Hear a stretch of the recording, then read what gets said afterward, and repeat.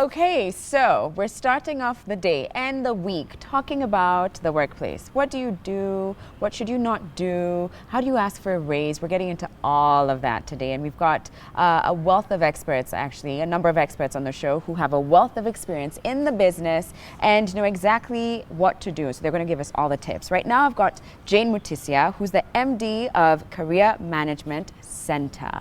Welcome, Jane. Thank you. How are you doing this morning? I'm doing very well. Okay, so let's get started. By the way, we're at Park Inn by Radisson, as usual. You guys know the deal. So, Jane, what would you say is the current climate? Because things have changed rapidly because of the internet, new generation. Yeah.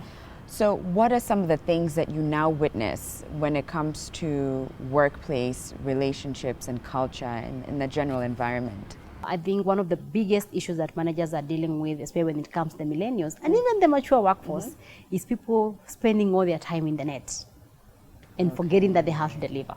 So you'll have people working actually overtime because they spend all their day doing other things, chatting and doing all those sort of things, being distracted by the technology, by the resources that are there within the office. So they end up not delivering on their core duties. I think that's one of the biggest. At the same time, it has brought a lot of good things in the office because now you're able to do even meeting people in a different location because of the video conferences and stuff like that. You can Skype, you can do all those things. So it's good and bad. Okay, interesting to note that we're easily distracted these days. So if you're not careful, you'll be more on Facebook than you are doing what you were paid to do. Okay, so what are some of the things that from the onset that you think people should not do, especially when they're new at the office and they've just come in? In terms of maybe I should start with what they should do. Let's start with what they should. Okay, let's start with that. In terms of what they should do if you are new, the first thing that you want to do is first of all learn everything about the company. Okay. Learn everything about your job. Why were you hired? Okay. Why did they define that particular job description? Okay. And how does it fit in the bigger picture? How does that particular job contribute to the bigger picture of the organization? It doesn't matter whether you are entry or senior level. Because there's a way that job actually ties to the bigger picture. Maybe if you don't do 1, 2, 3 things, then it affects another, several other things. So it's important that regardless of your level, entry or senior level, you understand how your job fits in the bigger picture. And of course, that means you have to first of all take time to understand the bigger picture. Okay. Yeah, what is our company? What is the history? What products or services are we providing? What programs are we implementing? What is the background of those products? Okay. Then that way, even your suggestion and contribution will make sense to anybody else who is actually working with you. I'm curious, who should you be asking? Should you just be asking your colleagues, whoever's sitting next to you? Should you walk into the manager's office and be like, excuse me, CEO, what is the bigger picture? Ideally, when people are employed, people are inducted. So ideally, in a normal organization, you should be inducted. Part of the induction is giving you that history. But of course, it will just be a brief. So it has to be to go further and know who is who in the organization. Okay. You can pick that from the organogram, or you just use your wisdom to know who would tell me about, when was the company started. That should be online. Okay. Where have we done this project? How far we headed? What challenges? What successes? Okay. Just to understand, especially if it's in your line. If it's about what you should be contributing, then it has to be you going out of your way to fully understand its history, its background, challenges, successes, and what you can actually contribute immediately to its success. Got it. So what about what you shouldn't do? What you shouldn't do? Maybe just still on the what we should do. Okay. There's a lot, including listening and learning, just to understand everything more than the talking. Take your time. Sometimes you are eager to contribute because it's a new job. But there's no point contributing things and people wondering, huyu ni mjuaji, she feels like she knows too much. We tried this last year. So it's good that you take your time just to even keeping suggestions and noting them down that you'll contribute, you'll come and talk about them to whoever, maybe 3 weeks or a month down the line after you are sure about the facts of what exactly happens around here. Because they want to be contributing and giving suggestions of things that they tried last year or the year before and it can't work or it is already working. So take your time, learn as much as you can, ask open-ended questions to your colleagues and get to understand what exactly happens around here, what is ABCD and how do I fit in the puzzle. Again, on what you should do as a new person is just also getting to understand your colleagues. Especially if you're a manager. Either way, actually manager or entry level. If you're managing a team, you have to take your time to first of all understand each and every member. So how do you do that? Because also you can't take everyone out for a day. It might be misconstrued as you're asking for a little more. So how do you get that Actually, it's a silo management. When you're managing people, it is okay for you to have that relationship, but of course you have to be professional. Okay. So even when you go for lunch, they know it's a business lunch, and you're just getting to understand them more, understand them better, what they do, check their performance reviews for the last 1 year or 2 years, get to understand their history. What have they done for the organization? How long have they been here? What is their history? Where they worked before coming? Just to gauge in terms of their capacities and their contributions and how they fit in the bigger team. Because if you don't understand your team members, and if you don't give them that chance for them to understand you, then it becomes a hard, because they have to know you for them to approach you. You're not their manager. Right. And it's very tricky actually for managers, because within 90 days, if you haven't shown any results, you can be picked out. But I wonder if there's also the need to create distance. Like, I can't really cozy up to you because at some point I might be the one, reprimanding you. So how do you balance between getting to know them but also maintaining? I think it's just about being distance. professional. Okay. Yeah, most people would know when they're being unprofessional. Okay. So including your jokes, the kind of jokes that you tell people, you know when you're crossing the line. Okay. The kind of conversations that you talk about, are they things that would cause divisions? Are you talking about religion, politics? Things that you'd rather not talk about in a professional setup, things like that. Okay. If you're entry level, it's more about learning. Because maybe you are from school. So it's about you jumping in, helping whoever has to be helped. But at the same time, don't forget your core work. So sometimes you go and especially when you're starting, people give you all sorts of duties to do. And you keep saying yes, because you don't know how to say no. The next minute, you ignore your work. And again, you start losing on that. Okay. Another do for people who are new, always know how to manage up. Oh, you have a boss. So you need to know that your first role is to make sure that your boss succeeds. And that's managing up. Okay. So you need to understand how is success measured for your boss, and how can you help them actually succeed. That will be saying we can't function without Jane in this department. She's an instrumental member of this particular department. But only if you understand what success for his role is. And that means when you are still very new, create your time, have regular, maybe even once a week or twice after every 2 weeks, to just sit with your manager, give him the agenda that I just want to know if my priorities, if my work is still aligned to the priorities. Am I still working towards what you expect of me? Are there areas that I need to improve? Seek for that feedback. And keep a track record of the report of what you are doing with it, even if it's not looking or your boss is not looking. Keep a track record of what you're doing, because it will come in handy when you start doing the self-appraisal during your probation. So it's part of that you have to really manage. And I always tell people, have a probation success plan.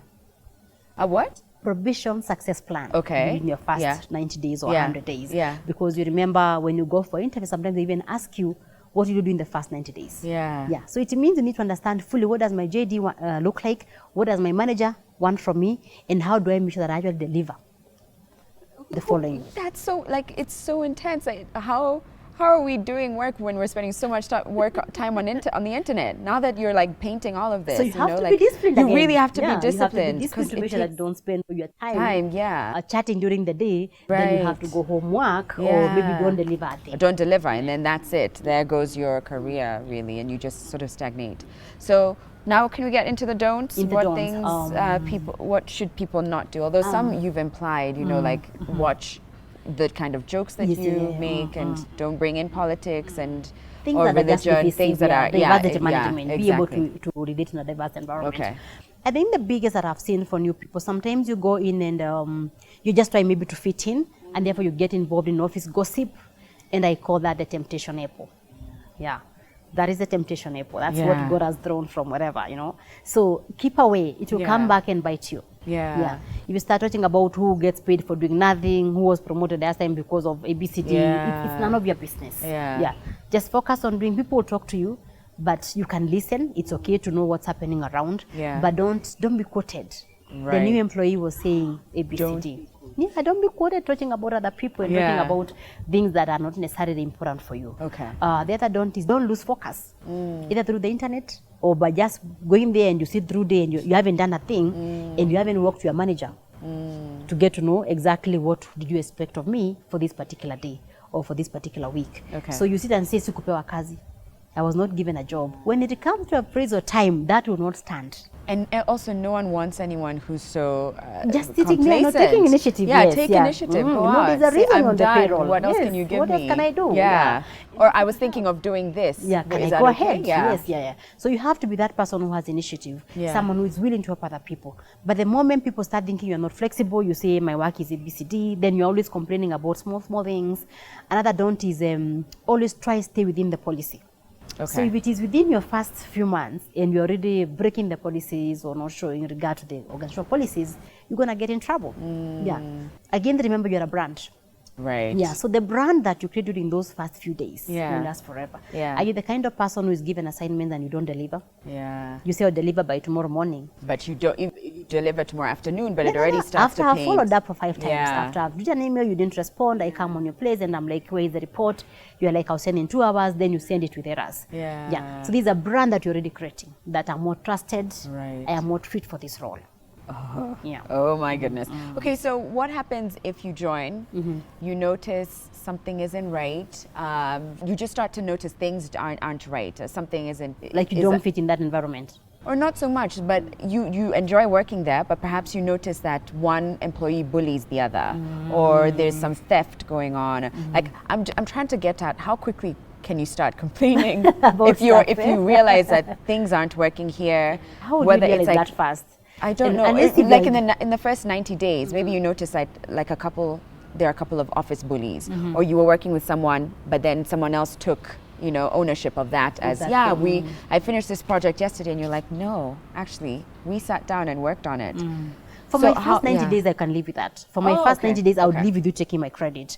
And if I realize that you're that kind of boss, trust you me, I'll give it to you. I'll be saying things like, I worked with my boss, of course, with her leadership, with ABCD, because that's office politics now. Yeah. You have to understand the kind of boss you're dealing with. Okay. If it's someone who takes all your credit, of course, people know he doesn't work alone, or she doesn't work alone. It is you guys who do the work, and then she take credit. So it has to be you knowing when to be able to show that you actually get involved. In terms of an irregularity, especially if it's illegal, or something against police that is happening, if you don't say it, you become an accomplice. So for me, I don't think I would keep quiet when I know an illegality is happening. Maybe someone is stealing things from the office and I happen to know, I'll definitely know who to talk to, either my boss or the HR manager or someone. But I don't think, if I'm aware, I will not be comfortable, because when it comes out, then it will be said that Jane knew. And then make it look right. Of course, there's those small things like people bullying others. Probably it has been continuing. So I'll try mind my business. And advise people to actually mind your business for now, because you're still new and you don't know why these people are. It's not new. And you're not sure if it's in jest, or just take some time before you just take time before you start. As the savior, and then suddenly it's like, no, it's just a joke. Interesting. Okay, got it. You talked about like taking initiative and being proactive. How do you do that without being too much? Maybe is there ever a point at which someone new can be too much? I've seen them, yes. Okay. So how do you balance between, yes, I'll do that, yes, let me do this, I had this idea, and like you said, taking time, just watching, jot down your ideas and then say leave? As a minimum, take your time and learn. When you're new, as much as you got to contribute, you also don't want to be seen like you're the type that knows it all. Like you're the type that shows people, I came to contribute, I was hired because you guys didn't know, blah, blah, blah. That kind of person. People hate you. So even when you have to do that, to have emotional intelligence, be able to say what you have to say without looking like you're trying to outshine everybody, including your boss and your other colleagues, because they bring you down. So know your language, know how to fit in the team, and even when you offer to help within with the help of the others. Right. If there's nobody willing to take that assignment, so that if you guys are going to support me, then I can take the lead. You've mentioned something that I think is so pivotal to having a successful career and a successful entry as well, and I think that's emotional intelligence. Being able to gauge where people are. Are the jokes real? Are they not? Are they not? Should I chime in now? Should I not? Like, I think that's a big part, huh? It's just about social awareness. Being able to be aware of who you are, your emotions, how you regulate that. Do you lose it in public? How do you, when you don't like me, do you just show me that out and like, guess what, I don't like you, or how do you handle that? I'll never work with you again. How do you handle that? Or do you know, and how do you manage other people? Even when I have to tell you something that I feel you are maybe crossing the line, how do I put that across? So I first think about with empathy, and then think about how do I put this across for SE or for else to be able to take this feedback without feeling like I'm putting them down or something like that. Yeah, I get it. Yeah. It's about just being empathetic. Yeah. Yeah, and being aware about, because we're in different levels also. Maybe my understanding is very different from your understanding, and therefore what I think is obvious and I'm wondering, why are you not doing? Yeah. It's actually not obvious for you. You understand? Right. So taking your time to understand yourself, your weaknesses, your strengths, and the other person. Yeah, and seeing how to improve those weaknesses and how to also leverage other people's strengths. Yeah. Lovely. Thank you so much, Jane. I think that's a great place to start. The do's and don'ts of a workplace. Actually, I have one more question for you. Okay. Like, we touched very briefly on millennials, and there's all this talk about millennials in the workplace and how they are, what they are doing, what they're not doing, what they're great at. What do you think of millennials in this day and age coming into the workplace? Like, specifically millennials, yeah. For me, I have a very different opinion. I know we have been told all through that we have to cope with the millennials. Yeah. But for me, I go like, you know what? Either you shape up or you shape out. Yeah. My mom says that. Yeah. Shape up or shape out. Yeah, because we have policies here. Yeah. If you're saying this is our dress code, I don't care if as a millennial you feel you can't wear this, then you don't belong here. Yeah. Dress the way we are saying. You can go home in the evening and wear whatever that you want to wear. Yeah. If you're saying we can't work maybe with music in the office and you feel you need it, and maybe the rest of the people are complaining, really we just have to comply with the office. Until that time that we're able to factor in the suggestions that you're bringing on board. But before those suggestions are factored in, for now we are working with the status quo. Okay. Yeah. Got And it. even during our induction, that's what I tell millennials. When you go to organizations, it is not about you. Yeah. It's about you fitting in that environment and looking for a common ground. Right. Yeah. Because we don't always, that's why we come from all over. We'll have Asians, the white, the blacks meeting somewhere. And they don't come from the same background. Okay. But we find a middle ground. I hear you. Yeah, on how to. If I was to say I'm African, I can't do this. Yeah. I am Asian, I can't do this. Yeah. I am white, I can only do. How do I? I'm 50, I can't. Exactly. I'm 20, I'm a woman. So there must be a common ground that then we work within that context. Lovely. Thank you so much, Jane. All right, we've got more to come. In the next segment, we'll actually be talking about going to get your raise. How do you start that conversation? We'll be back in a moment.